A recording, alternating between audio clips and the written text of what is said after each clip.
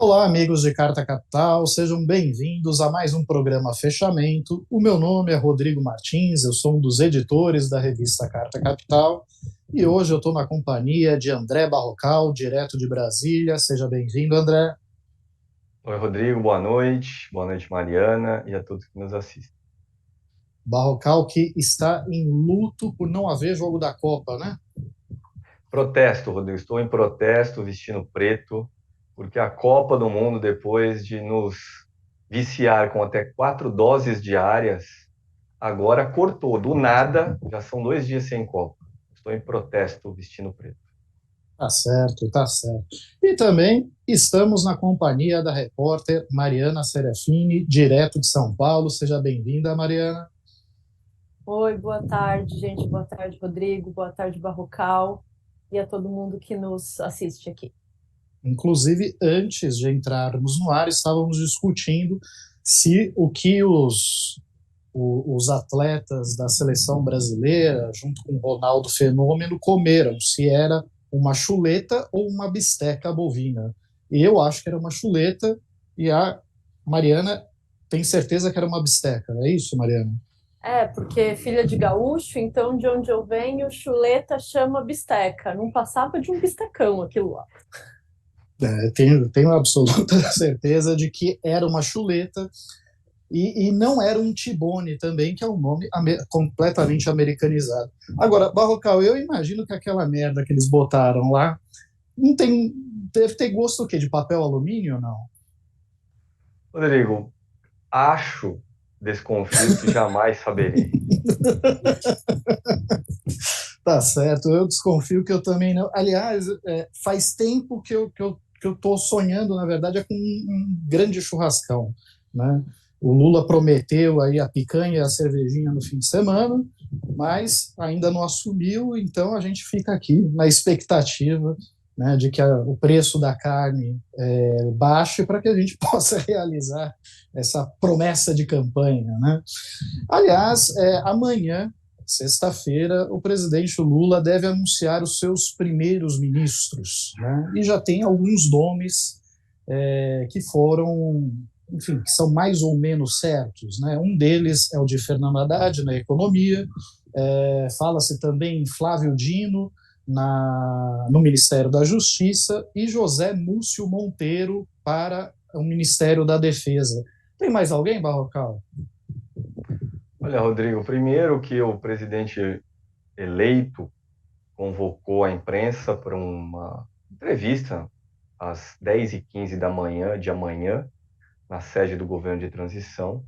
Na última sexta-feira, ele fez a mesma coisa, conversou com a imprensa na chegada ao CCBB, a sede do governo de transição, e fez um anúncio ministerial, que no caso foi o anúncio de um não ministro, uma não ministra. Disse ele na oportunidade que Gleisi Hoffmann, presidente do PT, não seria ministra no governo dele, que era importante que ela continuasse à frente do partido.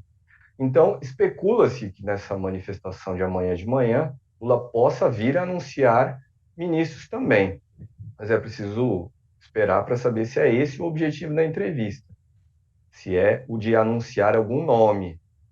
E dentre aqueles mais cotados, eu diria que são esses mesmo, nesse momento. Rodrigo Fernando Haddad para o Ministério da Fazenda, que voltará a ter esse nome, será, o Ministério da Economia vai ser dividido em três, novamente, Fazenda, Planejamento e Desenvolvimento barra Indústria barra Comércio. Ministro da Defesa e também, qual foi o outro que você mencionou aí, Rodrigo? Foram três Flávio mesmo? Dino na Justiça, né? Flávio Dino no Ministério da Justiça, correto, esses três. É isso, É, os três. fala-se também do Rui Costa na Casa Civil, mas eu acho que isso ainda não está muito bem definido, né? Entendo, Rodrigo, que esse é o perfil mais adequado para ocupar a Casa Civil se Lula decidir que a Casa Civil terá alguém como Dilma Rousseff, que ocupou esse cargo no segundo governo Lula. Se for um ministério, esse da Casa Civil, com um perfil mais político, como no primeiro governo Lula, quando o chefe da Casa Civil era José Dirceu, talvez não vejamos Rui Costa. Mas ele é Rui Costa, governador da Bahia, ficará sem mandato a partir de janeiro, digamos que foi para o sacrifício nessa eleição, foi o estado, o da Bahia, que deu a maior diferença em números absolutos de votos entre Lula e Bolsonaro, foram 3.700.000 votos a favor de Lula, a mais do que Bolsonaro na Bahia. Então, Rui Costa é do PT também e, portanto, reúne um certo perfil, se encaixa na Casa Civil, se ela vier a ter um perfil do tipo Dilma Rousseff. Pois é, e eu sempre que ouço o nome desse ministeriável na defesa, o José Múcio, eu acabo lembrando, na verdade, de um personagem do Jô Soares nos anos 80, né, que era o Múcio, era uma pessoa que justamente concordava com todos. Né? Se você falasse, olha, hoje o dia está quente, ele falaria, não, realmente está muito quente. Tal. Se na mesma hora chegasse alguém e falasse, nossa, que frio, ele falaria, realmente está um vento gelado, né? Concordava com os dois lados. E eu acho que o novo ministro vai precisar ter um pouquinho dessa habilidade com os militares, não? Sem dúvida, talvez seja o ministério mais delicado para Lula escolher quem chefiará, em razão de todas as diferenças, né, digamos assim, da corporação militares, e ele, Lula, e também a simpatia de muitos dos quartéis aí por Jair Bolsonaro. Os militares que desde o governo Michel Temer, isso é importante ressaltar também, viu, Rodrigo? Lembrar sempre aqui no programa. Os militares voltaram ao protagonismo político no Brasil, não foi com Bolsonaro, foi sim com Michel Temer. Reocuparam, por exemplo, ou melhor, ocuparam pela primeira vez o Ministério da Defesa, um cargo que tinha sido criado em 1999, justamente para que o comando dos militares fosse civil. Então, gradualmente, a partir do governo Temer, eles entraram na vida pública, e aí com Bolsonaro fizeram a festa, ocuparam mais de 7.000 cargos aí, em estimativas do Tribunal de Contas da União, conseguiram uma reforma da Previdência na Previdência dos outros, porque na deles foi muito melhor, veio inclusive com aumento de gratificações, de remunerações. Vamos ver aí. É, de fato, uma área delicada essa militar. Nós vimos, inclusive, nos últimos dias, a notícia que os atuais comandantes militares, comandantes do Exército, da Marinha e da Aeronáutica, gostariam de antecipar as suas próprias substituições para que essas substituições acontecessem ainda no governo Bolsonaro, e com isso Lula, digamos, ficaria, entre aspas, refém. Não teria nenhum chefe militar devedor de uma escolha em um governo Lula. Pois é, e eu comentei aqui essa semelhança, né, de nome do futuro ministro da Defesa com o personagem de Jô Soares, e a Mariana comentou comigo que não é a primeira vez que há algumas coincidências de nome com o cargo que era ocupado nas gestões petistas, né, Mariana? É uma piada essa, Rodrigo, porque na época da Dilma, eu não sei se vocês lembram, mas o ministro das Relações Exteriores durante um bom tempo foi o Patriota. Aí, o Antônio ministro Patriota. Antônio Patriota, o ministro do Turismo era o Gastão, que a gente sabe que precisa gastar dinheiro com turismo, e o ministro dos Transporte. transportes era o Passos. Então parece que os ministros foram escolhidos ali só se o sobrenome estivesse atendendo a agenda. Caso contrário, nada feito. Só se permitissem trocadilhos. Pois é, pois é. Para a alegria de nós da quinta série. Agora, voltando, já que falamos da quinta série, devemos também dizer que, embora nós já estejamos aí falando de ministros do governo Lula e tal, há quem acredite que Lula não tomará posse, né? Que o Exército, as Forças Armadas, de uma maneira geral, deve atender ao chamado, né, do povo que está acampado na frente dos quartéis para evitar essa desgraça. Né? E como estava demorando muito para o Exército tomar essa iniciativa, provavelmente eles acho que não vão querer estragar o churrasco do fim de semana, né? Ainda mais com essa moda da folhinha de ouro, né? Tal. Houve quem pedisse para todos os CACs se reunirem em Brasília para impedir a posse de Lula. Entre eles, o empresário Milton Baldin, é isso? É isso, Cacá?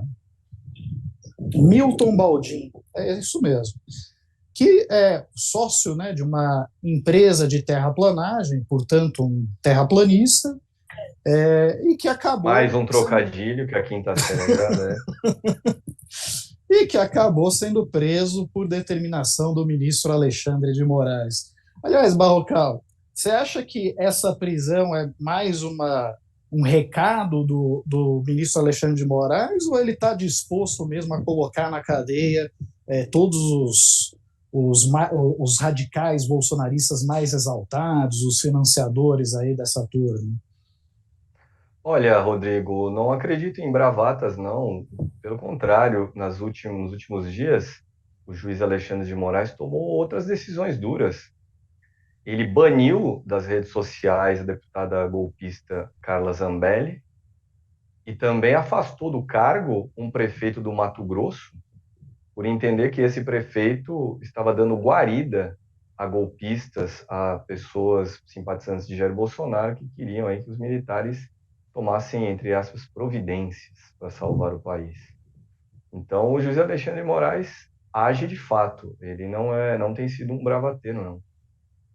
Aliás, atendendo a um pedido, né, do Arthur Lira, presidente da Câmara, o ministro Alexandre de Moraes acabou até relaxando, né, o banimento das redes sociais de alguns parlamentares, entre eles aquele rapaz de Minas que foi recordista de votos. Nicolas Ferreira. Nicolas Ferreira. Deputado federal eleito, ele que não tem mandato, é vereador em BH e se elegeu agora federal. Pois é, mas ele manteve o banimento tanto da Bia Kicis quanto da.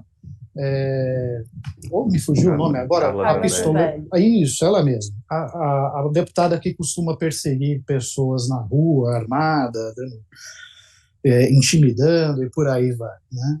Então, nós tivemos aí essa reação. Agora, todo mundo costuma dizer que essa turma que está acampada, tal, né, pedindo intervenção, o que é um eufemismo para golpe de Estado, né, para as Forças Armadas tomarem o poder, violando a vontade da maioria da população que confiou seu voto nas urnas e tal. Mas, enfim, todo mundo diz que essa turma é uma turma muito violenta, de muito ódio, né? Mas não é só de ódio que essa turma vive. Tanto que nós tivemos um casamento, olha só, Barrocal, um casamento num acampamento golpista de Ponta Grossa. Acho que esse é o sonho de toda mulher, não, Mariana? Primeiro que tá aí a instituição casamento como a imposição de um sonho feminino, né? O problema já começa por aí, mas não, essa galera, quando a gente acha que eles atingiram o nível máximo da cafonice, eles vão lá e dobram a meta. É impressionante. Casamento em quartel foi. E não é nem no quartel, né? É na calçada do quartel, do lado dos banheiros químicos, tal. Enfim, Maravilha. Tem gosto para tudo, tem gosto para tudo. Mas, de qualquer forma, um mérito a gente não pode tirar. Os bolsonaristas, desde que Jair Bolsonaro foi eleito em 2018, eles tiveram uma participação nas ruas, eles ocuparam as ruas e sempre estiveram ali para apoiar o governo, para enfrentar, para dar respaldo ao governo Bolsonaro. E mesmo após a derrota de Jair Bolsonaro, eles seguem mobilizados. E, na verdade, Barrocal, você nos conta em sua reportagem, a Gleisi Hoffmann não será ministra e continuará no PT, não por acaso, né? Verdade, Rodrigo. Tem parte da explicação tem a ver com esse fator ruas, né? Você apontou agora, os bolsonaristas a extrema-direita brasileira aprendeu a militar nas ruas, também nas redes sociais, aprendeu a militar, a ser militante, e muita gente no lulismo, muita gente no PT entende que será preciso manter um estado permanente de enfrentamento com essa extrema-direita e, portanto, de ocupar as ruas, de ter o povo nas ruas também, em defesa de Lula e seu governo. Os movimentos sociais gostariam que Gleisi Hoffmann fosse a ministra responsável no futuro governo pela relação deles com Lula. Entregaram os movimentos sociais a Gleisi Hoffmann aí na última segunda-feira, conto na minha reportagem, um documento sobre o que foi, no caso, o que não foi a participação social no governo Bolsonaro e também propostas para adoção no governo Lula, como a retomada das conferências nacionais, aquelas conferências dos negros, da juventude, das mulheres, e também que Lula use as redes sociais, use as facilidades da tecnologia para poder ouvir mais a população. Isso não foi um papel já usado, quer dizer, já desempenhado pelo Gilberto Carvalho em governos anteriores? Sim, Rodrigo. O canal Gilberto Carvalho, ele foi o principal interlocutor dos governos de Lula e Dilma com os movimentos sociais. E ele, Gilberto Carvalho, tem agora, também mostra na minha reportagem, uma visão preocupada sobre o que vai ser o governo Lula. Ele defende esse estado permanente aí de mobilização social a favor do futuro presidente, defende que Lula converse uma vez por semana com representantes da população em geral, do povão, para explicar do ponto de vista dele, Lula, o que acontece no país, para, em resumo, para politizar as pessoas. E os movimentos sociais queriam agora, retomo o que eu dizia antes sobre Gleisi Hoffmann, queriam que ela, Gleisi Hoffmann, fosse esse Gilberto Carvalho no novo governo Lula. Mas o presidente eleito tem outros planos para Gleisi e anunciou, como eu até abordei aqui no início do programa, numa entrevista na sexta-feira da semana passada, que ela, Gleisi, não será ministra. Lula quer que ela permaneça no comando do PT. E a explicação tem algumas razões para isso. O mandato dela à frente do partido termina no final do ano que vem. Não seria bom tirá-la de cena agora e abrir uma disputa interna no partido logo no primeiro ano de Lula na presidência, uma disputa interna pelo poder. E Lula espera que ela também consiga manter exatamente a interlocução com os movimentos sociais. Aqui uma observação curiosa. Se ao mesmo tempo os movimentos viam em Gleisi Hoffmann a interlocutora ideal para estar no governo em nome deles, como vai ficar sem Gleisi no governo a uma situação, por exemplo, em que os movimentos queiram pressionar Lula em favor de alguma decisão? Vão recorrer a ela vai verbalizar publicamente algum tipo de crítica ao governo? Situação delicada que se vê aí pela frente. Mas encerro por aqui, Rodrigo, não vou detalhar muito mais a minha reportagem, até para que as pessoas tenham aí curiosidade de ler esse texto. Sim, sim, vale muito a pena. Convido a todos a ler a edição impressa de Carta Capital, que chega às bancas, começa a circular nessa sexta-feira, já está nas bancas de todo o país no sábado, né? E os assinantes têm disponível no site da Carta Capital, já a partir de amanhã, todo o conteúdo estará disponível. A reportagem de capa ela é assinada pelo Carlos Drummond, que é o nosso editor de economia, que fala um pouco sobre a reconfiguração da Petrobras, né? Como se pretende fazer com que a Petrobras ocupe um papel relevante na economia, a serviço dos interesses nacionais, do povo, mas mais do que isso, um papel transformar a empresa numa grande empresa de energia e não só de combustíveis fósseis, né? Então, a expectativa é que a equipe de Lula possa investir aí, né, nesse campo, fazer com que a Petrobras retome os investimentos em energias renováveis, em novas tecnologias, energia eólica offshore, hidrogênio verde e outras iniciativas, né? Justamente porque, afinal de contas, o petróleo ele é um bem escasso e datado, né? Dentro do que? Uns 20, 30 anos, provavelmente os carros elétricos e outros dispositivos vão estar substituindo esses automóveis de combustível fóssil, né, Barrocal? Rodrigo, o futuro é esse. resta saber exatamente por quanto tempo vai levar para esse futuro chegar, para que o petróleo perca muito do valor que tem hoje. E a partir do governo Temer, a Petrobras foi desidratada. A Petrobras, ela ao longo dos governos do PT ganhou um gigantismo e também até uma oportunidade de atuar não só na extração de petróleo, mas também na produção de derivados, que no caso são a gasolina, o gás de cozinha, o óleo diesel, mas também de biocombustíveis, né? O biocombustível mesmo, agora me foge o nome que eu queria mencionar aqui. Mas a partir, então, do governo Temer, ela foi desidratada para se tornar progressivamente só uma empresa que tira petróleo da terra ou do fundo do mar e fazer a festa dos seus acionistas privados com um caminhão de lucros anuais. E essa realidade de uma Petrobras enxuta e ultra lucrativa, mas restrita à produção de petróleo, ficou muito evidente no governo Bolsonaro.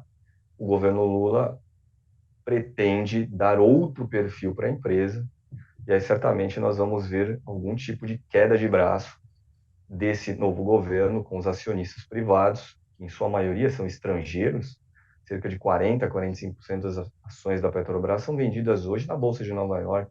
Vai ser uma guerra para essa pretensão lulista de dar ultracara para a Petrobras. Pois é. Lembrando que o Brasil ele é autossuficiente em petróleo cru, né, no óleo bruto extraído, no caso do Brasil, do fundo do mar, mas não é autossuficiente ainda em derivados de petróleo, como o Barrocal mencionou, que são esses diversos combustíveis derivados de petróleo. Caminhava para isso, porque os governos Lula e Dilma investiram na expansão das refinarias, mas esse projeto não só foi abortado, como, na verdade, várias dessas refinarias foram privatizadas. Uma delas, inclusive, vai ser entregue agora, no fim do ano, em Manaus, salvo engano, né? Então, evidentemente, quando eu falo que o plano é transformar a Petrobras em uma grande empresa de energia e não só petróleo, isso é paralelamente à exploração do petróleo, que ainda vai durar pelo menos 2 ou 3 décadas, e um dos objetivos também é esse, fazer com que a Petrobras volte a refinar, né, petróleo e produzir combustíveis para assegurar a autossuficiência do Brasil também em gasolina, diesel e outros derivados. Vale Uma reportagem. ressaltar, Rodrigo, Oi? perdão, que a Petrobras, antes de começarem esse processo de privatização das refinarias, o Brasil tinha capacidade de refino de 88% do combustível que a gente consome internamente. E tendo essa capacidade de refino, a gente tinha poder de compra para compensar esses 12% que faltavam. Mas nos últimos anos foram privatizadas 8 refinarias, foram entregues ao mercado privado, e uma delas, que era a nossa maior refinaria, Landulfo Alves, na Bahia, que foi privatizada também esse ano, que refinava 17% de tudo que a gente produz internamente. Então, nesses 5 anos de Temer e Bolsonaro, 6 que a gente retrocedeu 50, uma das coisas que a gente perdeu muito capacidade de fazer foi refinar petróleo, combustível bruto. A gente conseguia fazer isso antes. Exato. E não é por acaso, né, que o Brasil está com esse problema de importação de combustíveis, porque o mercado externo ele é dolarizado, né? Então, o preço que você está pagando da gasolina, do diesel, na bomba do posto de combustível, na verdade, ele reflete as oscilações do mercado internacional, né? Não era assim antes, e há também uma grande dúvida sobre qual será a política de preços da Petrobras sob a gestão petista, ou seja, se Lula vai ou não modificar essa política de preços, né, sair dessa armadilha, né, que deixa o Brasil vulnerável aos choques de petróleo, né, às variações do preço dos derivados de petróleo no mundo, enfim, para exercer o seu papel de acionista majoritário na empresa, afinal de contas, o Estado brasileiro é acionista majoritário da Petrobras, e, portanto, o povo brasileiro, né? Ou se continuarão a prevalecer ali os interesses dos acionistas privados, né? A maior parte deles estrangeiros, que investem na Bolsa de Nova York, e que estão interessados, na verdade, no maior lucro possível no menor tempo possível, né? E enquanto o Brasil está aí vivenciando uma crise terrível, com dificuldade para pagar até as bolsas da CAPES, mais de 200 mil pesquisadores estão sem pagamento no momento por conta dos cortes promovidos pelo governo Bolsonaro para cumprir o teto de gastos. A Petrobras recentemente fez uma distribuição recorde de lucros, salvo engano, 180 bilhões de reais, né, Balcão? Pois é, nos últimos 2 anos a Petrobras teve lucros recordes. De novo, isso é ótimo para os acionistas privados da empresa, que botam no bolso aí na forma de lucros e dividendos distribuídos uma fortuna, e muitos deles, vamos repetir mais uma vez aqui, são estrangeiros, investem na Bolsa de Nova York. Para esses acionistas é ótimo. Agora, qual é o custo disso? O custo disso é a gente ter pagado quase R$ 8 o litro da gasolina.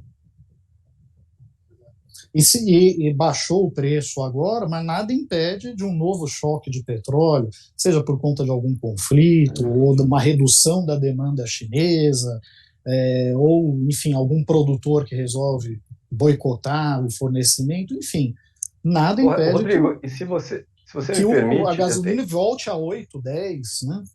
eu Oi, pode. tenho uma informação aí de que no governo de transição, pelo lado lulista do governo de transição, há quem veja a possibilidade de Lula enfrentar de cara, ao tomar posse, uma crise energética. Crise essa que seria causada pela guerra da Ucrânia. Nós vemos aí o inverno se aproximar do hemisfério norte, ou seja, da Europa e dos Estados Unidos. O inverno lá é quando é o nosso verão aqui, começa em meados de dezembro, segunda metade de dezembro. E uma das retaliações da Rússia contra as investidas da OTAN, dos Estados Unidos, né, dos países europeus, uma das reações de Vladimir Putin foi cortar o suprimento de gás. O preço do gás na Europa vai disparar agora, no final do ano, início do próximo, ou os europeus pagam ou vão passar frio. Mas em havendo, então, de fato, essa crise na Europa, podemos ver aí uma disparada do preço do barril de petróleo. E aí, como é que vai ser aqui?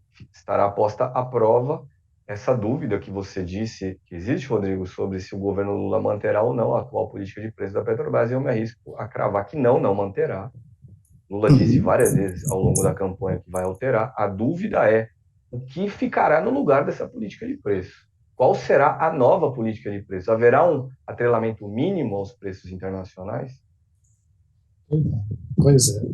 E sem sair ainda da nossa agenda nacional, ontem o Senado aprovou em 2 turnos de votação a PEC da transição, que autorizou aí um gasto extra de 175 bilhões de reais pelo governo Lula nos próximos 2 anos para financiar o Bolsa Família e outros programas sociais.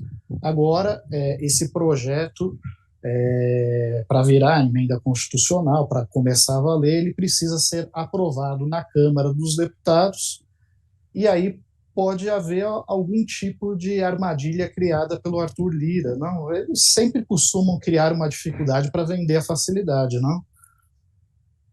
Rodrigo, e o pretexto nesse caso se chama orçamento secreto. Esse é o grande pepino desse final de ano aqui em Brasília, Rodrigo. Ontem, o Supremo Tribunal Federal começou a julgar 4 ações movidas por 4 partidos diferentes contra o orçamento secreto. Foi uma decisão a de levar os casos a julgamento tomada pela presidente do tribunal, Rosa Weber. Ela, que tinha tomado posse do cargo de presidente da corte em setembro, distribuído todos os processos dos quais cuidava para os colegas, isso é uma praxe no Supremo, presidente da corte não cuida de casos, ele só pauta julgamentos, mas ela, Rosa Weber, tinha feito questão de manter sob sua batuta 3 processos. Um deles era o orçamento secreto. Isso era um sinal de que ela queria colocar isso em votação. E provavelmente colocar logo, porque no ano que vem ela completará 75 anos, terá de se aposentar compulsoriamente do Supremo Tribunal Federal. Mas quando se fala de orçamento secreto, se fala de Arthur Lira, o deputado bolsonarizado que comanda a Câmara, é o instrumento de poder que ele tem para cooptar deputados e aí fazer negócios e também dificultar a vida do governo para conseguir fazer mais negócios. Se o Supremo vier a derrubar este orçamento secreto, Arthur Lira presumivelmente ficará uma fera. A gente já viu no noticiário ameaças veladas, justamente no sentido de dificultar a aprovação na semana que vem, por parte dos deputados, dessa proposta que vai garantir que o governo Lula consiga bancar o Bolsa Família de R$ 600 no ano que vem. Essa proposta que passou facilmente no Senado, em 2 votações ontem, e agora vai para a Câmara. Pois é, e o Leandro Carlos Dias me corrige, diz que não é a PEC da Bolsa Família, é a PEC da gastança, a PEC fura-teto. Eu imagino que o Leandro deva ser algum grande investidor da Bolsa de Valores, ou comprou títulos da dívida pública, né? Porque, afinal de contas, ele está verbalizando aí né, a voz do mercado financeiro. Só eles têm interesse, de fato, né, que o Brasil se mantenha preso a essa agenda do teto de gastos, né? O que é o teto de gastos? É o congelamento de todos os gastos públicos. O governo não pode aumentar nada, exceto pela correção da inflação. Não importa se a economia volte a crescer ou não, né? E impede, inclusive, a adoção de políticas anticíclicas na economia que fazer a economia crescer. Quando você injeta dinheiro no Bolsa Família, por exemplo, há vários estudos que comprovam que isso retorna para a economia, movimenta a economia. Tem, inclusive, um estudo do Marcelo Neri, que presidiu o IPEA, que mostra que para cada real investido no Bolsa Família, retorna 1,80 na economia, né? Isso movimenta a economia local e também volta em termos de arrecadação. O problema é que assim, a turma sempre olha nessa visão fiscalista restrita, né? Sempre olha na ponta dos gastos e nunca na ponta da arrecadação. Mas é possível aumentar a arrecadação. Se você estimula a economia, ela volta a crescer, você aumenta a arrecadação. Se você taxa, né, os setores da elite brasileira que hoje não pagam imposto ou pagam muito pouco imposto, né, você pode aumentar a arrecadação e acabar compensando um gasto maior em proveito da maior parte da sociedade brasileira, né, Balcão? E 3 observações aqui que eu faço, Rodrigo, adicionalmente. Primeira, o governo Bolsonaro, ao longo de 4 anos, também recorreu em alguns momentos a algum tipo de fura-teto para cumprir quase 800 bilhões, né? Pois é, alguns cálculos apontam esse número. Formas de furar o teto para honrar aí necessidades políticas e mesmo econômicas, honrar promessas de Bolsonaro. A segunda observação é que o próprio presidente da República, durante a eleição, disse que manteria os R$ 600 no ano que vem, apesar de a proposta de orçamento do ano que vem, enviada em agosto pelo ministro Paulo Guedes ao Congresso, prever R$ 400. O Bolsa Família, que ainda chama Auxílio Brasil, voltaria para R$ 400. Como é que Bolsonaro pagaria R$ 600 sem furar o teto? Qual seria o milagre? Ou ele não cumpriria a palavra e o Bolsa Família voltaria para R$ 400? E a terceira observação, Rodrigo, é que nos últimos dias o IBGE, um órgão federal que calcula oficialmente certas estatísticas do Brasil, informou que no ano de 2021 tivemos um número recorde de pobres no país, em uma década, 62 milhões de brasileiros. 62 milhões de brasileiros na pobreza no fim de 2021. E isso representa quase 30% da população brasileira. Eu, inclusive, essa semana eu conversei com a ex-ministra Tereza Campelo, e ela estava comentando justamente assim sobre o absurdo que é a reação do mercado nesse sentido, né? É um absurdo gastar acima do teto, mas não é um absurdo cortar a bolsa de pesquisador da CAPES. 200 mil pesquisadores estão sem receber bolsa, e não é bolsa na babesca, não. Né? Um estudante de mestrado ganha em torno de R$ 1.500. Um estudante de doutorado, um pesquisador de doutorado, ganha em torno de R$ 2.200. Isso, pelo menos, eram os valores pagos pelo CNPq. Acho que talvez a CAPES pague um pouquinho mais, ou um pouquinho menos. Aí o mercado acha normal. Você viu o mercado reagir diante desse colapso nas contas públicas, Mariana? Alguma reação, algum abalo no dólar, na bolsa de valores, porque o Bolsonaro não está honrando os compromissos, os contratos na educação? Não, e é surreal que o teto ele foi instalado em 2017, 2018, foi no governo Temer. Já não era uma proposta razoável você manter congelados os investimentos num país durante 20 anos. E aí agora tentar manter um teto que já foi furado várias vezes depois de uma pandemia, em uma situação de guerra internacional como a gente vive, é uma completa irresponsabilidade. Porque a gente não está tratando da realidade de 2018, 2017 e pior, está recebendo de volta um país em frangalhos. Não é só na educação, onde agora aconteceram os gastos, os cortes no pagamento de bolsas, é um desinvestimento em muitas áreas, na saúde, na educação, desenvolvimento social. Então, o teto realmente é algo que precisa ser revisto de uma forma geral. Não dá para ficar todo ano a gente tentando manobrar, fazer um puxadinho no teto. O teto não está funcionando. E o mercado, a gente sempre tem que pensar em quem que é o mercado, né? Quando a gente fala que o mercado não gostou, quem que é essa turma? O que é o mercado? Porque ficar encarando educação, saúde, desenvolvimento humano como gasto e não como investimento é uma completa irresponsabilidade. Ou a gente espera que o país avance.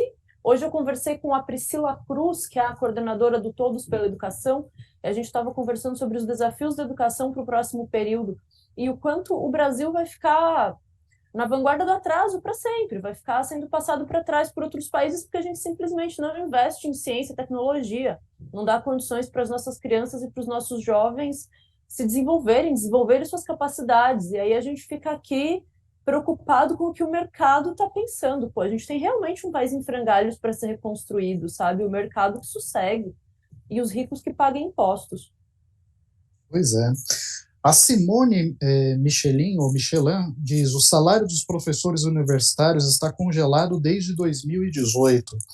Na verdade, assim, a crise das universidades, ela acabou, de uma certa forma, sendo camuflada pela pandemia, né? Porque durante quase 2 anos as aulas foram feitas de forma remota, né? O que permitiu que as universidades não entrassem em colapso graças à economia, né, em despesas de água, luz e por aí vai. Mas houve casos de universidades, a exemplo da UFRJ, no Rio de Janeiro, né, uma das mais prestigiadas universidades federais do país, ela retardar a volta das aulas presenciais, não por uma questão de preocupação com o vírus, mas sim por uma preocupação com o aumento da conta de luz, porque não teria condição de pagar conta de luz, conta de água, serviço de vigilância, serviço de manutenção.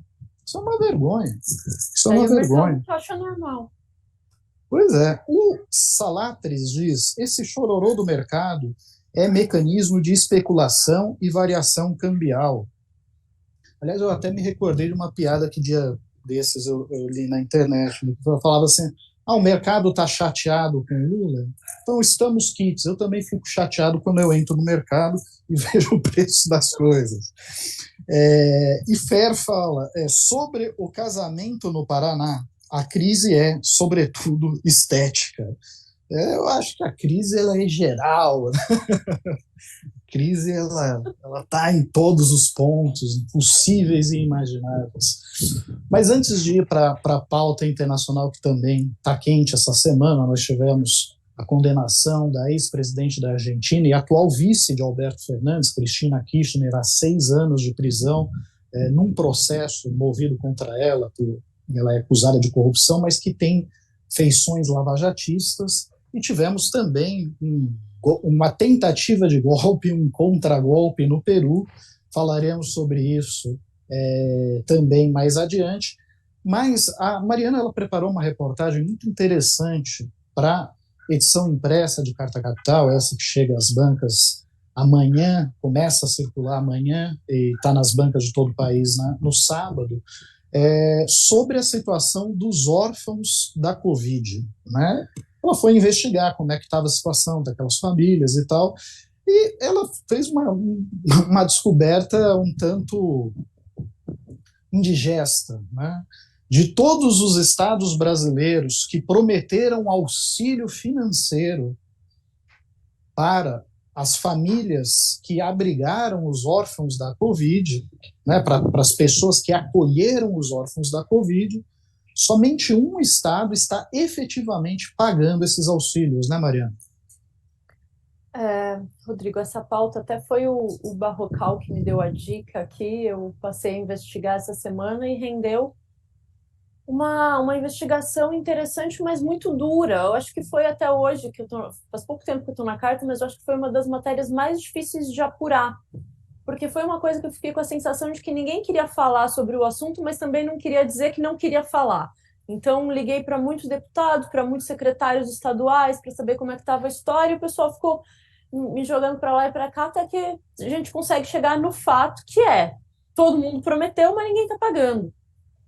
O Nordeste, que já está cansado de levar o Brasil nas costas, né, é a única região que está um pouco mais avançada nesse processo, que o consórcio Nordeste foi quem desenvolveu já com mais celeridade o programa Nordeste Acolhe. Ele ainda não saiu do papel em todos os estados, saiu do papel apenas na Paraíba, e eu vi que agora também parece que começou no Piauí, tem 13 famílias sendo atendidas no Piauí. Na Paraíba são 53 famílias, e no resto do Brasil tem um monte desses projetos de auxílio em andamento, mas nenhum ainda está, de fato, chegando às famílias que precisam. E essa história dos órfãos da Covid é uma coisa muito triste, assim, eu estava acompanhando as histórias agora nos últimos dias e só tem história de terror, assim, gente, porque imagina, uma das histórias que me contaram é uma menina de 19 anos que, no intervalo de 14 dias, perdeu a mãe e o pai e assumiu a guarda legal da irmãzinha de 10. De repente, essa menina, que ainda é uma criança, vira chefe de família. Outra moça com quem eu conversei tinha um filho, a irmã morreu, ela assumiu os 4 filhos da irmã e, mais tarde, agora, esse ano, ela teve gêmeos. Então, de repente, ela começa a ter 7 filhos e o salário não aumentou. Então, essas pessoas estão numa situação muito difícil. E tem outra questão. O promotor de justiça da infância do Maranhão, com quem eu conversei, levantou um ponto interessante da gente observar. É a primeira vez na história da humanidade que a gente vai ter uma geração de órfãos em todo o mundo. Porque se a gente pega as 2 grandes guerras, a gente teve gerações de órfãos, mas localizados, onde os países foram afetados pela guerra. Dessa vez é a primeira vez que é uma geração de órfãos no mundo todo. Então, isso é uma questão que precisa, sim, ser vista com muita responsabilidade pelo poder público, porque essas crianças, muitas ficaram desamparadas, muitas têm uma família que pode acolher, mas uma família que já tem ali as suas demandas, a sua economia, muitas vezes já comprometida, e de repente chegam 2, 3, 4 bocas a mais para alimentar, crianças para vestir, para mandar para a escola.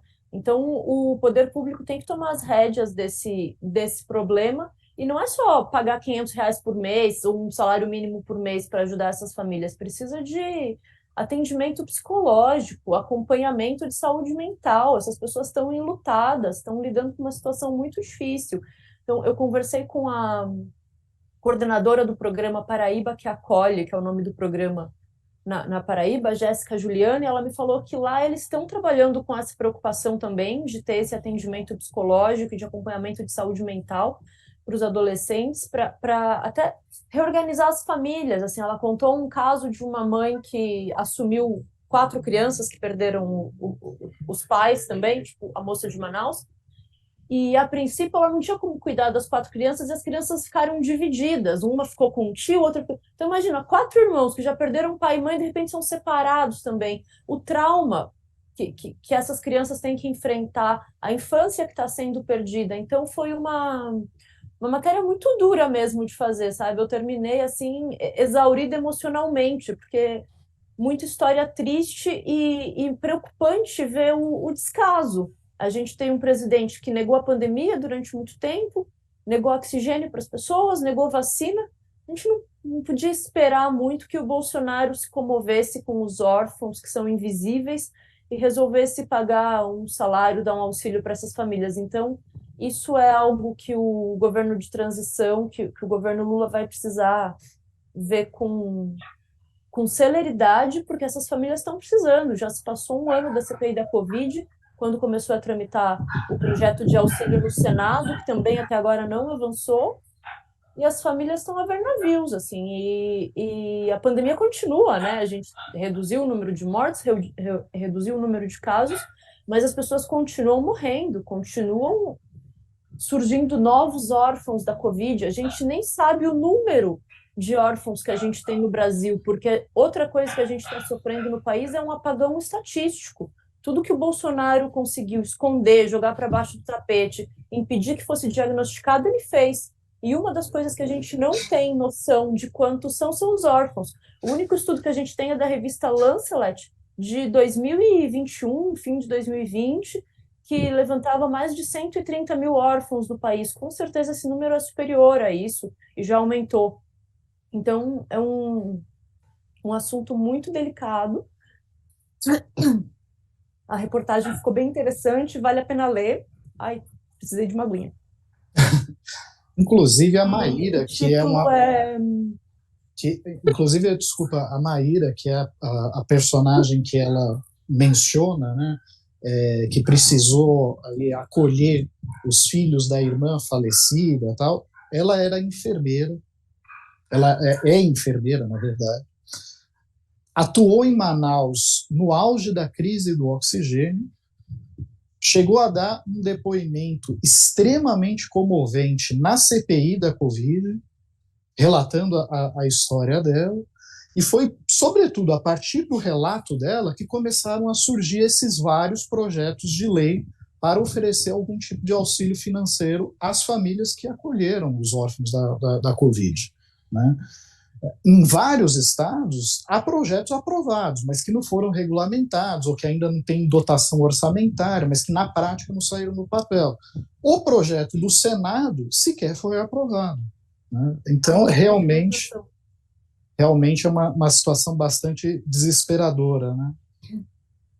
Não, é uma situação horrível, assim.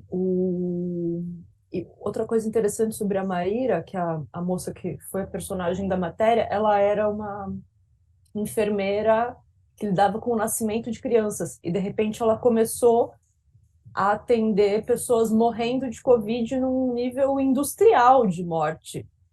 E ela pegou Covid porque trabalhava no hospital muitas vezes sem proteção. Ela tem esse peso, que foi ela que levou Covid para dentro de casa. A irmã dela foi infectada pelo vírus e alguns dias depois veio a falecer, e inclusive a própria Maíra cuidou da irmã no leito de morte. Então é isso, não tem uma história que seja mais ou menos razoável, assim, tudo é história de terror, e o pior é que a gente sabe que muitas dessas histórias não precisariam ter tido esse desfecho tão trágico se a gente tivesse tido responsabilidade política no auge da Covid.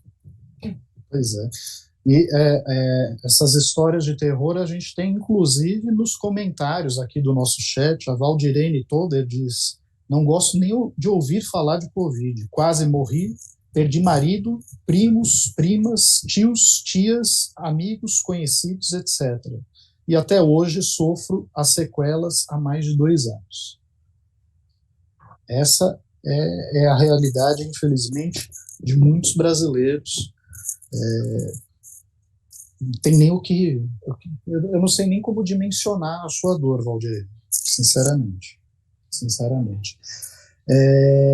O senador fez aqui uma pergunta, mas eu vou deixar essa pergunta, senador, mais para o final aqui do programa, porque tem 2 assuntos que a gente precisa comentar, né? Um é a condenação da ex-presidente e atual vice-presidente da Argentina, Cristina Kirchner, a 6 anos de prisão, né, por casos de corrupção. Ela teve a sentença anunciada na terça-feira não, quarta, agora me fugiu, eu tô perdido aqui, não. Ou na terça ou na quarta. Mas de qualquer forma,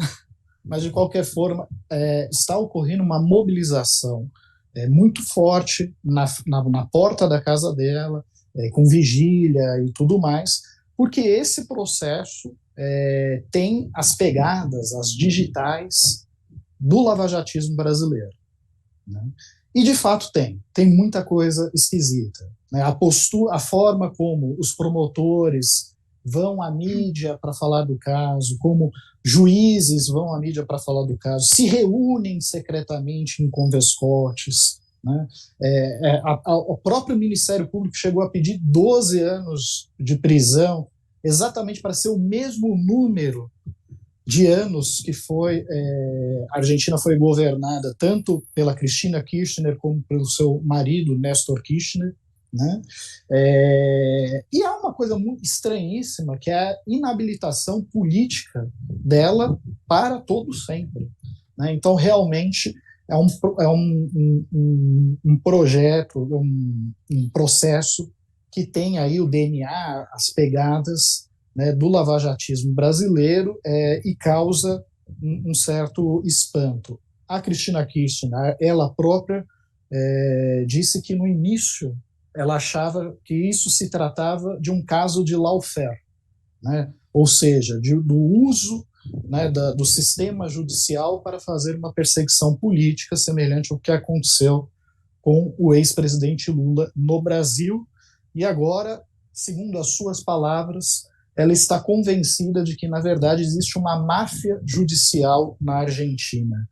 É um caso bem singular mesmo, né, Barrocão? Esse é um caso que tem uma implicação política grande, porque no ano que vem, 2023, a Argentina terá eleição presidencial. O atual presidente, Alberto Fernandes, é um presidente impopular em razão da situação econômica do país, do custo de vida. Ele ganhou a eleição de Maurício Macri em 2019 justamente por causa do tema econômico, mas não foi capaz de melhorar a vida das pessoas na Argentina e hoje dificilmente teria condição de fazer o seu sucessor ou concorrer à reeleição. E Cristina Kirchner, a vice-presidente, poderia ser candidata também, mas essa condenação afeta os direitos políticos dela. E mesmo que ela, Cristina, consiga suspender essa perda dos direitos políticos e eventualmente concorrer na eleição, vai ser, evidentemente, essa condenação um fato bastante explorado contra ela durante a campanha, pelos adversários, pela própria imprensa. É uma condenação decorrente de uma acusação de que no governo dela e no governo do marido também, Néstor Kirchner, já falecido, um certo empresário de nome Lázaro Baez, um empresário amigo do casal, teria ganhado muito dinheiro e ganhado de forma ilícita. E o que a Cristina Kirchner diz, e ela falou isso numa entrevista para um jornal brasileiro, a Folha de São Paulo, na última segunda-feira, véspera da condenação, é que o juiz persegue ela, e isso ficou caracterizado no seguinte fato: esses mesmos acontecimentos já tinham sido examinados por esse juiz de nome Julian Ercolini, lá atrás no passado, e o juiz se declarou incompetente para examinar o caso. Não viu ali motivo para levá-lo, esse caso, adiante. Mas não adotou a mesma postura quando a acusação chegou a ele, tendo sido formulada pelo Ministério Público durante o governo Macri. Então, ela diz isso. O juiz foi um juiz suspeito, no meu caso, juiz parcial, um juiz que me perseguiu. E ela diz também, Rodrigo, você abordou de certa forma isso, que hoje em dia na América Latina, não é de agora, 2022, aliás, mas há alguns anos na América Latina, as togas substituíram os tanques para dar golpe em governantes de esquerda. Essa é basicamente a linha de defesa dela. Curioso, ou melhor, interessante notar aqui que Gleisi Hoffmann, presidente do PT, e Lula, o presidente eleito, se manifestaram publicamente em solidariedade a Cristina Kirchner. De certa forma, assinaram embaixo tudo que a vice-presidente argentina diz a respeito de perseguição judicial e lawfare. Pois é. E se Lula prestou solidariedade a Cristina Kirchner, o mesmo não ocorreu com o agora ex-presidente do Peru, Pedro Castillo, né, que tentou um golpe de Estado, fracassou, porque ninguém acatou as ordens dele, e, em ato contínuo, o Congresso, né, o parlamento peruano, acabou aprovando um pedido de impeachment contra ele. Ele teve o mandato cassado e a vice acabou assumindo a presidência do Peru, e o próprio Castillo foi preso, né, que é o que deve ser feito com todo golpista. Eu sinto que assim, setores da esquerda ficam ressentidos em qualificar dessa forma que houve um golpe por parte do Castillo, porque a oposição peruana, de fato, não vale muita coisa, e estava impedindo, de fato, o Castillo de governar. Ele não conseguia aprovar nada no parlamento, né? Agora, sinceramente, não há como qualificar de outra forma o que o Castillo fez, porque ele não se contentou em simplesmente virar e falar, não, está dissolvido o Congresso. Olha, veja bem, está dissolvido o Congresso, né? Ele implantou um estado de exceção, interferiu em cortes, botou toque de recolher. Quer dizer, é o conjunto completo de uma ditadura, não, Mariana? O Peru é um país interessante de observar na América Latina porque tem muita crise política nesse sentido, né? Nos últimos anos, nenhum presidente terminou o mandato. O último presidente a terminar o mandato, acho que foi o Ollanta Depois, o país entrou numa crise e muitos presidentes ou foram depostos ou pediram ou renunciaram. E o Castillo, ele já assumiu com uma postura um pouco estranha, né? Ele é essa esquerda conservadora, parecida talvez com o López Obrador, presidente do México, que também é essa esquerda conservadora. Outro presidente de extrema direita que dissolveu o Congresso e implantou uma ditadura, teve sucesso no Peru nos anos 90, foi o Fujimori, né? Que hoje está preso.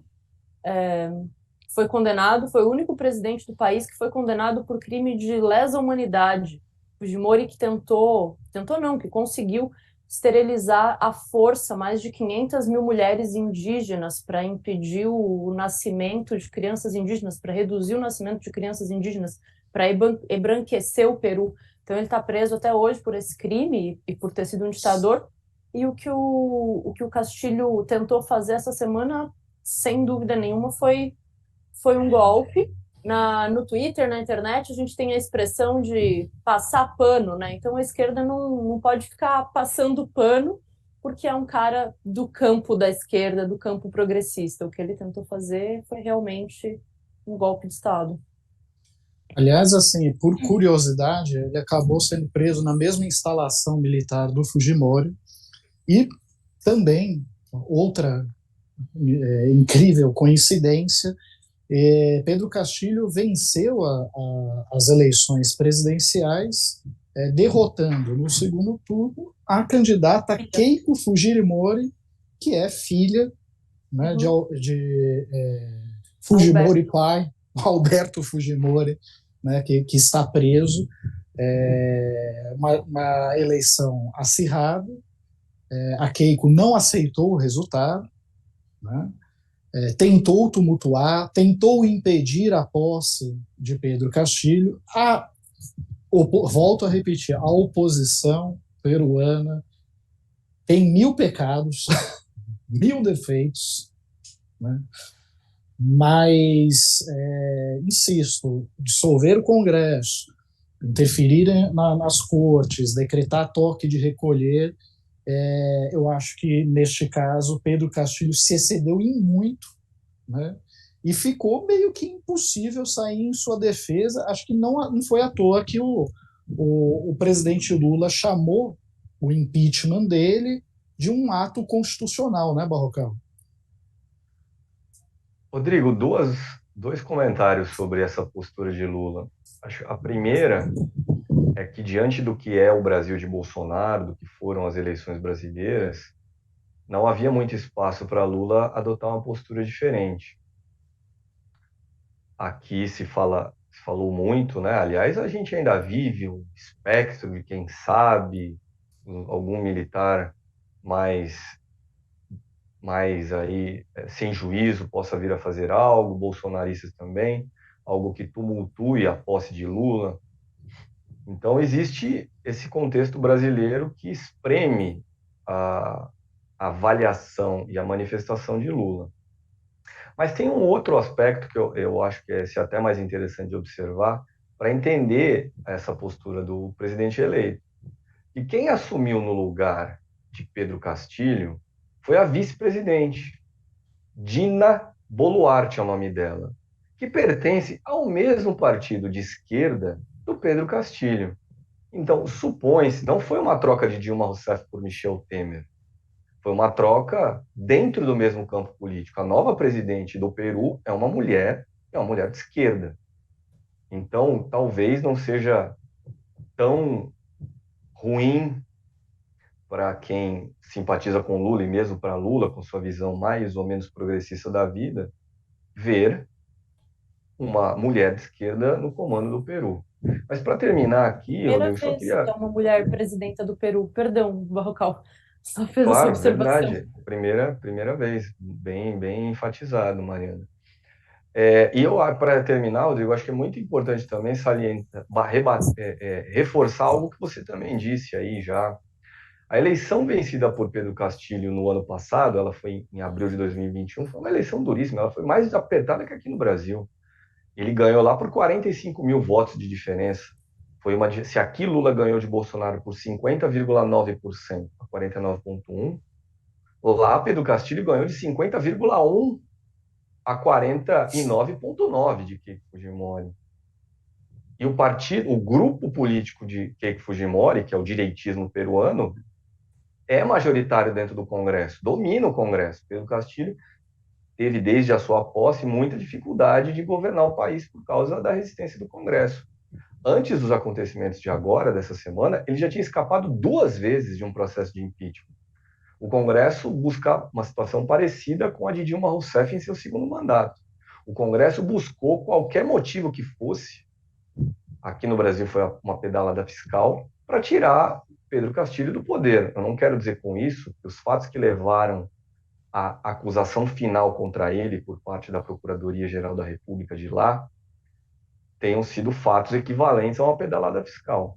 A acusação é de que Pedro Castilho e sua família lideram uma quadrilha que frauda as licitações públicas e ganha dinheiro. E foi contra esse impeachment que ele se rebelou e dissolveu o Congresso, e a consequência foi ele acabou preso e, de fato, afastado. E termino aqui, de fato, Rodrigo, acho que dizendo o seguinte: talvez ele tenha imaginado que teria apoio popular nessa sua decisão de dissolver o Congresso. Porque se ele, Pedro Castilho, tem, segundo uma pesquisa, 70% de reprovação hoje, o Congresso tem mais ainda, o Congresso peruano. 80%. Uma reprovação de 86%. Pois é. Pois Uma é, não, figura e o interessante. Peru. Oi, pode falar, Uma Mariana. figura interessante do Peru que é legal a gente ficar de olho é a Verônica Vizcaia, que ficou como terceira força política nas últimas eleições, onde o Pedro Castilho foi eleito. Teve essa votação muito acirrada entre a Keiko e o Pedro, e a Verônica, que é uma figura de esquerda, da esquerda mais alinhada à esquerda da América Latina, era a aposta do grupo de esquerda que a gente chama aí de Onda Rosa, ficou em terceiro lugar como força política. Também foi a primeira vez que aconteceu isso, da esquerda ter chegado tão longe, né? Um presidente de esquerda eleito e a terceira força também uma figura da esquerda. Foi importante que no segundo turno ela apoiou o Pedro Castilho, foi uma decisão responsável ali na época, apesar de ser uma linha de esquerda bem diferente. Então ela é uma figura que pode se destacar aí no meio dessa crise política nesse próximo período. Pois o Barrocal mencionou que o segundo pedido de impeachment contra Pedro Castilho foi por Terceiro, Rodrigo. o terceiro foi por um caso de corrupção, mas o primeiro foi risível a justificativa. Eles abriram o primeiro processo contra Castilho por traição à pátria, por ele ter cogitado, durante uma entrevista, a fazer um referendo para o povo peruano decidir se abrir ou não um caminho para o mar à Bolívia. Né? Então, essa foi a justificativa do primeiro, bastante risível. Né? E acho que vale também observar que o Peru ele tem uma democracia completamente disfuncional. Né? Ontem eu acabei acessando o site do jornal La República, lá e eu tive que dar risada do editorial deles, porque eles falavam que o episódio todo do contragolpe, né, contra o Castilho, havia mostrado a força das instituições democráticas no país.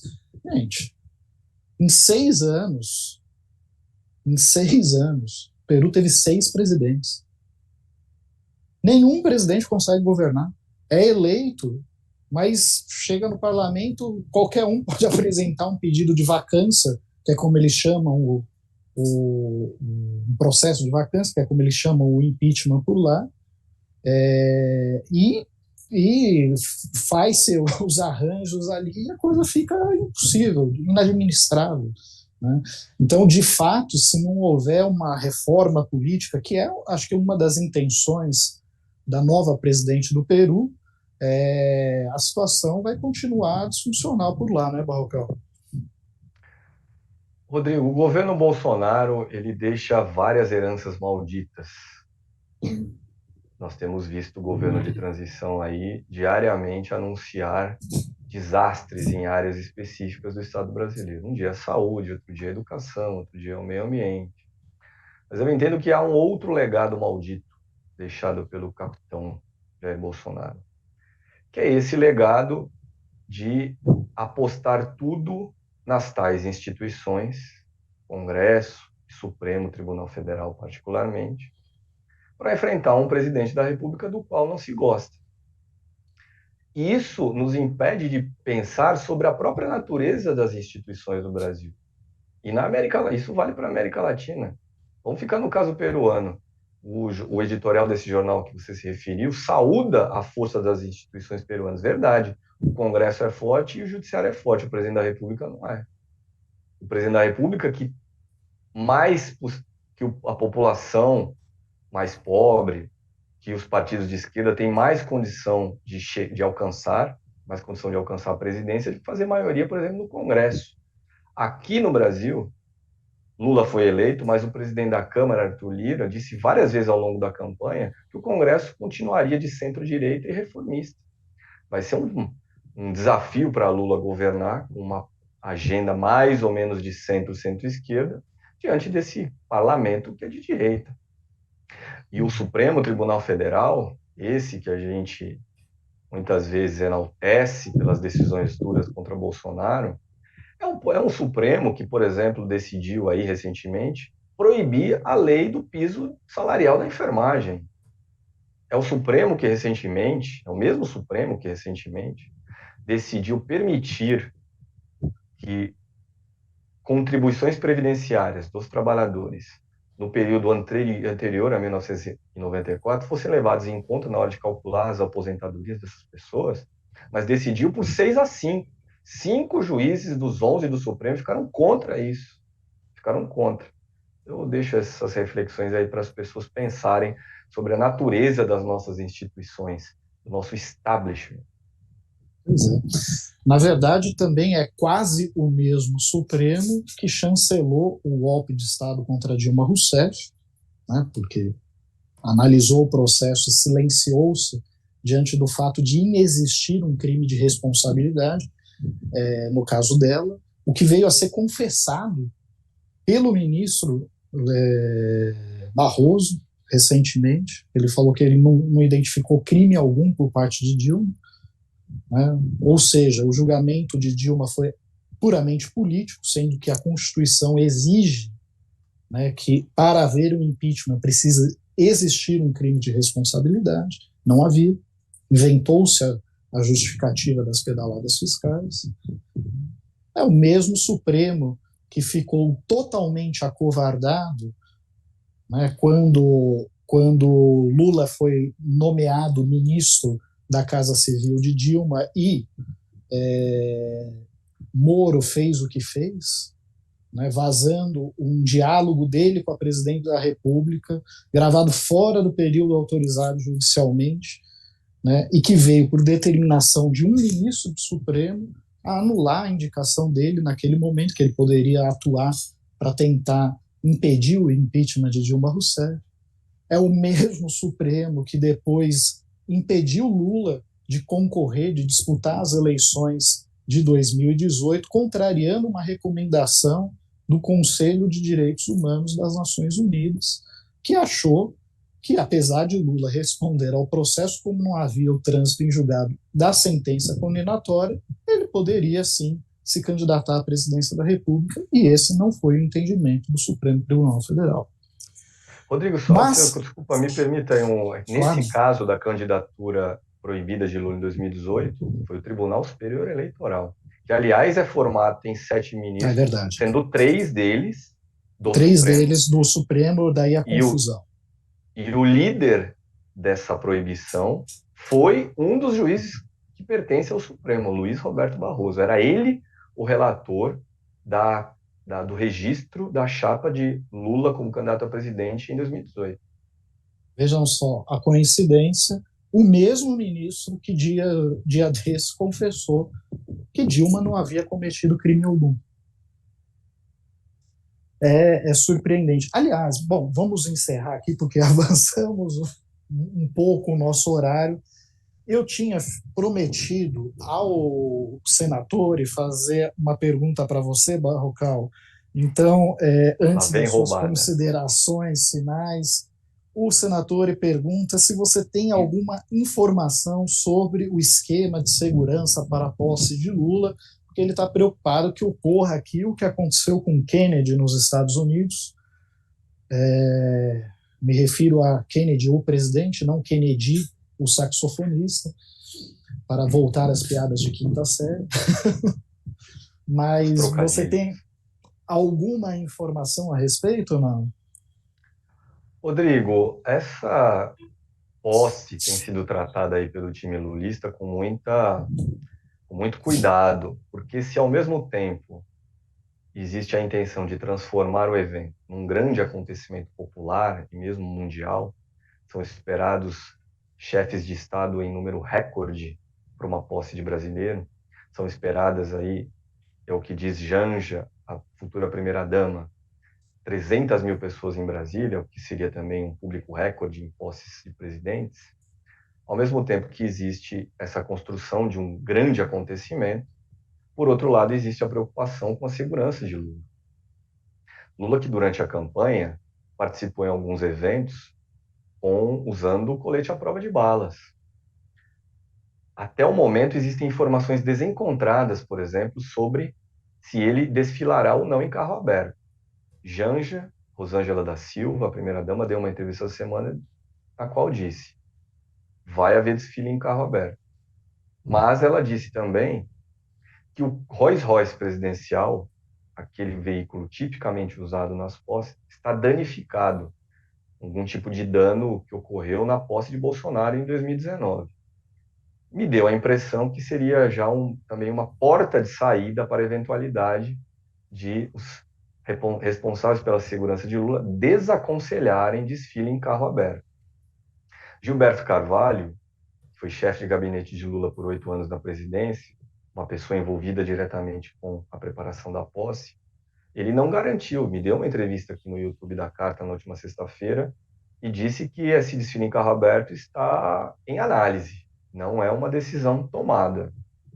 Nós vemos na internet, isso tem me chamado a atenção, inclusive em vídeos nossos aqui da Carta, muita gente que eu presumo ser bolsonarista, escrevendo o seguinte: ladrão não sobe a rampa. O que significa isso? Temos algum atentado em preparação, é isso? Ou seria uma mera tentativa de amedrontar Lula para que ele participasse de uma posse, participasse de uma forma mais tímida da posse? Então, é isso, Rodrigo, que dá para dizer aí para o nosso telespectador, para o senatore, a respeito da segurança de Lula e do que vem aí na posse. Pois é.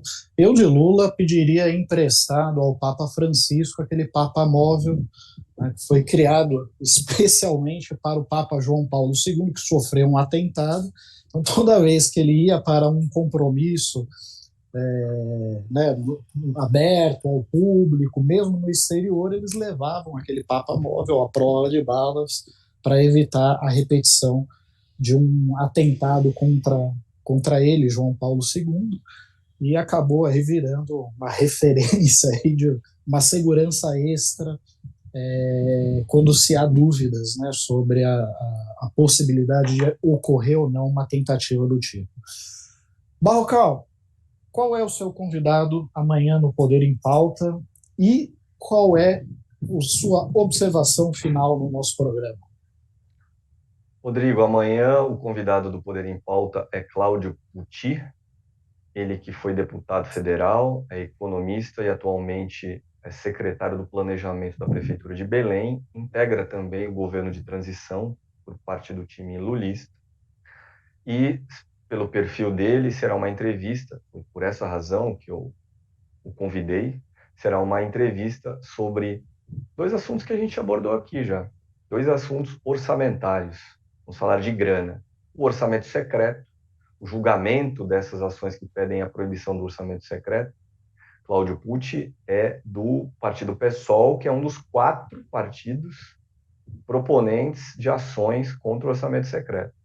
E o outro tema da entrevista será, então, essa ampliação dos recursos para o Bolsa Família no ano que vem, o pagamento de R$600, e como isso deixa chateado o tal do mercado, já que haverá por aí um fura-teto. Será uma entrevista às 10 da manhã, será uma entrevista mais cedo por causa do jogo do Brasil na Copa, que está marcado para o meio-dia, Rodrigo. E termino a minha participação aqui chamando a atenção para essa diplomação de Lula na próxima segunda-feira perante o TSE. É o último ato formal antes da posse dele.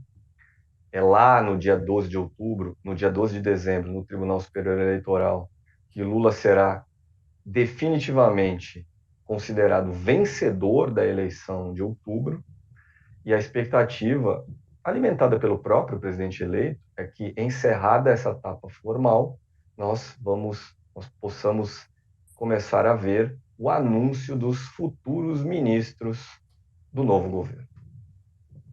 Tá certo, Barrocal. E você, Mariana, destacaria algo mais no término do nosso programa? Eu quero deixar uma dica de leitura. A gente está aqui em meio à Copa do Mundo, que no começo o pessoal não estava muito empolgado, e agora eu ouvi dizer que tem até gente querendo tatuar o Richarlison. Então, comecei a pensar um pouco sobre esse episódio da Copa, que é uma Copa esquisita, né? Uma Copa no Catar, um país aí cheio de questões sérias com relação aos direitos humanos, ao mesmo tempo que os estádios construídos à base de trabalho escravo e ingressos com preços exorbitantes Aí eu fui ler Eduardo Galeano, que é um grande escritor e jornalista latino-americano, uruguaio, e que era um completo alucinado por futebol. Em Copa do Mundo, ele tinha o hábito de colocar uma plaquinha de papel na porta da casa dele, escrito Cerrado por Futebol, ou seja, fechado por motivo de futebol. Ele só assistia futebol, ele ficava vendo jogos, ele era alucinado. A Copa de 2014, ele estava no Brasil e ele viajou o país de ponta a ponta vendo jogo em estádio. Ele ainda estava com a saúde mais ou menos, conseguiu fazer isso.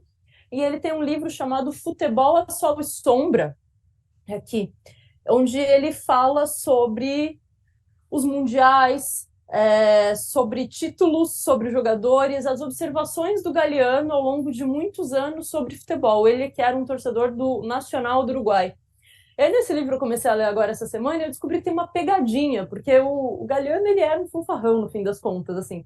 E, ó, quem lê, depois joga nos comentários, gente, se vocês vão encontrar a pegadinha. Tá nos textos relacionados às Copas do Mundo. Ele conta de todas as Copas, e os textinhos são pequenininhos, é um quebra-cabeça, assim, o livro. E aí tem, nos textos relacionados às Copas, tem uma pegadinha. Então, para o pessoal ficar de olho aí. E o Galeano sempre ajuda a gente a entender a conjuntura, o momento histórico que a gente está vivendo com muita leveza. Deixo essa dica e faço uma observação sobre o que aconteceu essa semana passada, que foi a eliminação da Espanha pelo Marrocos, e o Marrocos agora que vai entrar em campo de novo. A Copa é esse momento onde não importa se é um país muito rico, um país muito pobre, são 11 contra 11, e é sempre um negócio muito passional, né? Mas a gente acaba trazendo questões geopolíticas e questões históricas para o debate. E uma coisa interessante que acontece no Marrocos e que pouco se fala é a ocupação do Saara Ocidental. Saara Ocidental, que é um país, um território que era livre, independente, até 1973, quando foi ocupado pela Espanha, então entregue para o Marrocos em 1979. E desde então, o povo saarauí, que é o povo oriundo do Saara Ocidental, foi afastado do seu território, que é na costa, hoje ocupado pelo Marrocos, e eles vivem cercados por um muro imenso, como o muro da Palestina, mais ou menos. Eles vivem cercados por esse muro, apartados da costa, do estilo de vida caiçara que eles tinham, da saída para o mar que eles tinham, e existe uma frente chamada Frente Polisário que defende a libertação e o retorno ao território de origem do povo sarauí. Então, já que está acontecendo várias manifestações políticas em defesa dos direitos humanos nessa Copa por ser no Catar, não vai acontecer, mas seria muito lindo ver os jogadores do Marrocos entrarem em campo e, quiçá, denunciar a violação de direitos humanos contra o povo sarauí que acontece no Marrocos desde os anos 70. Uma vez eu organizei uma atividade para falar sobre esse tema, eu fazia parte de um núcleo de ativistas internacionalistas, e foi a única vez que a gente foi importunado por um serviço secreto de algum país. O pessoal, os agentes do Marrocos, colaram na nossa atividade, que era ali no Barão de Tararé. Imagina, vieram dizer que a gente não podia falar sobre o Saara Ocidental.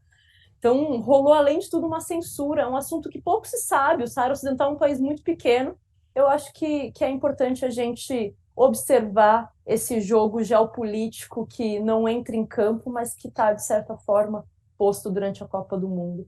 E aí, por fim, gente, bolão. Qual que é o palpite de vocês para amanhã, Brasil e Croácia?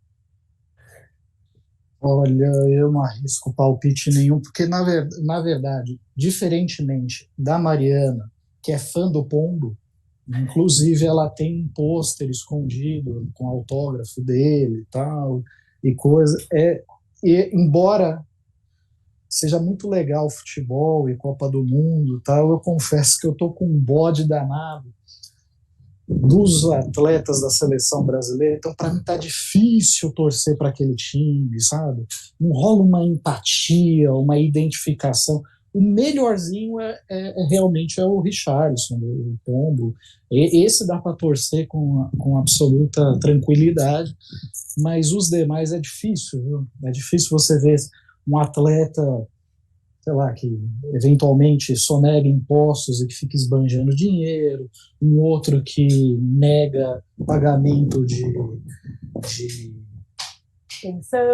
pensão, mas desfruta de bistecas de R$ 9.000. Então, assim, é um grau de alinhamento da situação do mundo, do próprio país, de distanciamento social, que me faz realmente ter um bode danado de conseguir sentar para torcer para esse time em particular. Mas eu deixo para o Barrocal sim, ele supera tudo isso e é capaz de apresentar para nós aqui o seu palpite para o jogo de amanhã. 2-1, Rodrigo, 2-1 para o Brasil. O Brasil vai quebrar uma escrita. Foi campeão pela última vez em 2002 e a partir de 2016 caiu na Copa do Mundo sempre que teve pela frente nas fases eliminatórias, nas fases de mata-mata, um europeu. É o que vai acontecer amanhã. O Brasil passou das oitavas de final contra um time asiático, agora enfrenta um europeu pela frente. É a Croácia e para mim ganha Brasil 2-1. Tá certo, então. Bom, eu arrisco um palpite, então, para Argentina e Holanda. Vai ser aquele 2-1 sofrido na prorrogação para a Argentina.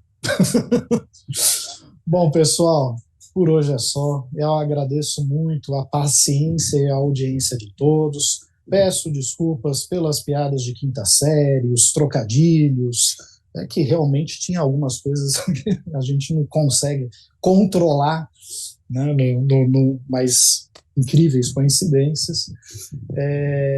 E aproveito para pedir para vocês, se gostarem desse vídeo, curtirem, compartilhar, se inscrever no nosso canal, assinar a revista Carta Capital. Tem várias opções disponíveis, uma delas certamente pode caber no seu bolso. Um forte abraço e até a próxima, pessoal. Boa noite.